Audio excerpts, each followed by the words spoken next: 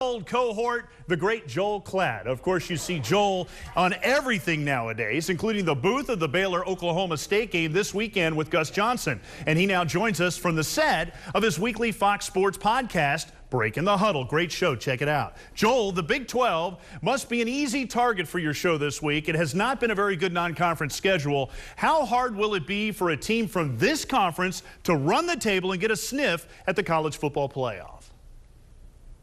Well, it's going to be incredibly difficult unless you've got one of these teams like a Baylor goes undefeated or a West Virginia goes undefeated. Because when it gets to the playoff time, the committee is going to look at schedule strength and they're going to look at conference strength. And the Big 12 right now is not going to win any of those arguments because of what's gone on in the non-conference. So they better hope that Baylor runs the table or like I said, West Virginia potentially, because these one-loss teams, in particular with some of the losses that they've had, Texas now at Cal, which is a middle-of-the-road Pac-12 North team, or TCU against Arkansas, middle-of-the-road SEC West team. Those losses are not going to be looked at favorably. Now, we'll see when we get to the end, because let's not forget, guys, that our last two champions, Ohio State lost at home to a middle-of-the-road ACC Virginia Tech team, and Alabama lost at home to Ole Miss a year ago. So you can come back from it, but it helps when your conference is very strong, in particular in November, and we'll see if the Big 12 can get there. You're working the Baylor-OSU game this week with Gus. Imagine if Oklahoma State ran the table from here, and the College Football Committee is looking at the Central Michigan debacle as the difference of the Cowboys being unbeaten or not.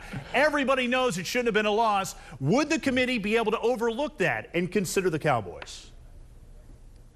Well, it's tough to say because, one, it was Central Michigan, and two, it is an L in the loss column. Now, if you were to go back, and I've been on record saying this, Rick, I think that they should be awarded the win because this is not a judgment call like Jim Joyce and Armando Galarraga for the perfect game for the Detroit Tigers a few years ago. This is not a judgment call. This was a technicality.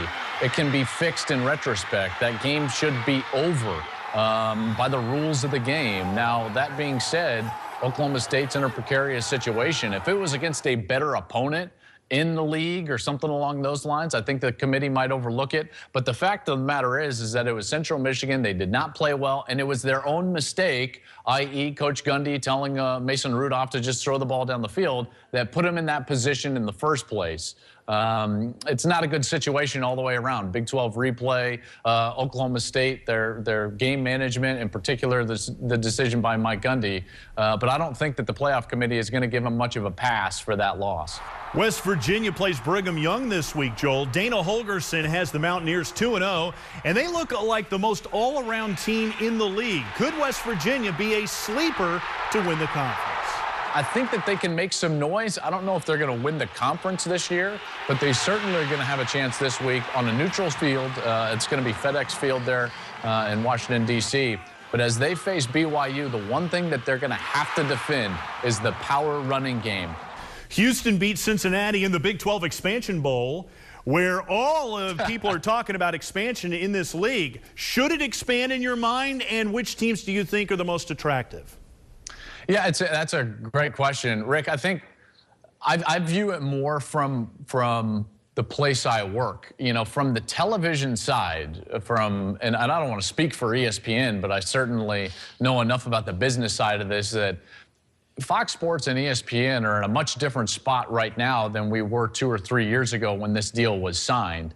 And what essentially Bob Bowlesby is trying to do is have a cash call. He wants to bring a couple of teams in and harken back to those deals that were signed and saying, hey, listen, we signed a deal that if we bring teams in, regardless of who they were, you owe us X amount of dollars. I personally believe that what's going to happen is that the Big 12 won't expand and the television deal will actually increase a little bit, because from our side of things, the small margin is better than the big margin as far as the cash call goes. And I don't know if you're going to competitively affect your league to the positive standpoint just by bringing a couple of group of 5 teams into your league. I know Houston's great right now. They might even be the better team.